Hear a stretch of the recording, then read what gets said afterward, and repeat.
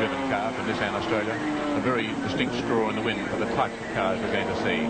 Telltale signs of just a little brake lock-up from Brock there on a couple of occasions. A problem he did suffer in the first heat earlier in the day as well. It was checked, but obviously they still need some adjustment there to get things set just right. Still clinging to the tail of Bartlett. And throwing that Commodore around through the S's.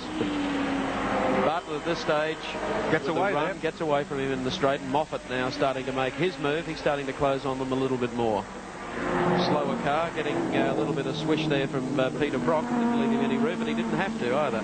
There's Moffat coming through behind those. I think both these cars might be suffering from being involved in such a heavy duel situation that's escaped as far as Johnson's concerned. He's having a nice run, which he can do at his own pace. But we've had Kevin Bartlett flinging the car very heavily and probably upsetting the tires a bit.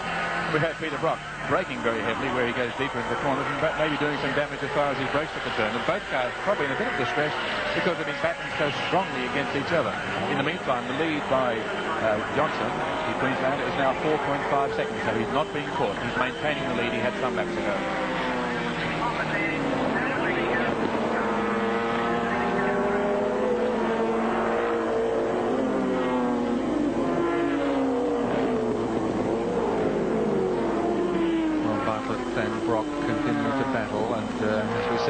This is the shape of things to come for the 82 season with Moffat boys right on their tails, waiting for the mistake. It's going to be a rip-roarer. Well, just mentioned Moffat, and what about that man and his aspirations for the 82 season? How important is the 1982 season to you, Alan Moffat? You've been racing for a long time now. Your first race at Sandown back in 1964. Well, Evan, your statistics are too good. I don't like to think that far back. Every season is important to me. I wouldn't get in the car if I didn't want to try hard and go well. I've got a terrific product, and we're looking forward, certainly with our reliability factors, to finish the races. And if you finish, you've always got a chance to win. So we'll be trying hard. He doesn't know any other way, does he? No, he doesn't. You know, the effort of trying hard, Gary, really can result in some exhaustion today. It's terrifically hot out there. If you look at Peter Brock, who's running in third place, you notice on the straight he's got his hand out the mirror. Oh, there's Peter Jansen retiring from the second heat. He'll be disappointed, but he has a new car coming. George Fury retiring the turbo Datsun. The heat would have been the last thing the team manager Howard Marsden wanted because the turbo was hot in the start. And today's 37 plus degrees. There's the battle between Bartlett and Brock. Well, watch Brock make another view. You see his hand out the side of the car. I thought at first he was shaking his fist. What he's doing, there it is. He's getting air.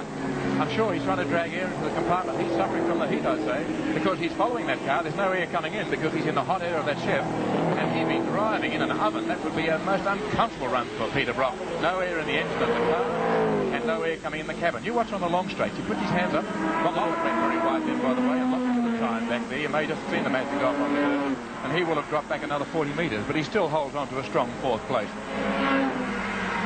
Brock trying to get out from behind the air of the Chevy, gets to one side, got his hand out the side bit, then pulls in because it slows the car down. There's tremendous force when they're doing a speed of something like, well, let's talk in old terms, 150, 160 miles an hour up the straight. They're going very quickly.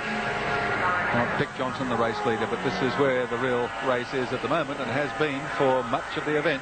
This tremendous battle for second place between Bartlett and Brock. Only just over a lap to go, in fact, for the race leader, Dick Johnson. Is there time yet for Brock to get through here and snare second place ahead of Bartlett in the 9 Camaro? Moffat dropping back just a little now in the Mazda RX-7. Not sufficient time for him, I wouldn't think, to mount a challenge on the other two for this minor end of the prize money. On the last lap for Dick Johnson, and also now for Bartlett and Brock. We'll certainly cover the race in every aspect as far as Kevin Bartlett and Peter. Full tail slide job by Kevin Bartlett. Brock was a little skaty too, getting into the Repco corner down here, so I think that their tyres have gone off a little. But Dick Johnson has done a stir. Oh, Bartlett just shaving the trees down there on the Armco. That may have given Brock his only chance to catch up a few metres. Now, the only place he can capitalise is on the back straight. The place we should watch, though, I think, Mike, will be up on the bench because there's no doubt that the tyres are going off the big Chevy Camaro. Well, this is the last chance, isn't it? Coming up now, they're just about to go through Rothmans, Bartlett and Brock. There they are. and it's Brock's last chance. Johnson out in front of them will take the checkered flag. Bartlett will need all his experience to try and conserve the car. The tyres are going up. You can see there he's going very slowly to avoid it spinning. He's got Brock right in his tail. He'll slow Brock down. And Brock will be cursing there because he just can't get by and he won't have the legs to out-accelerate him.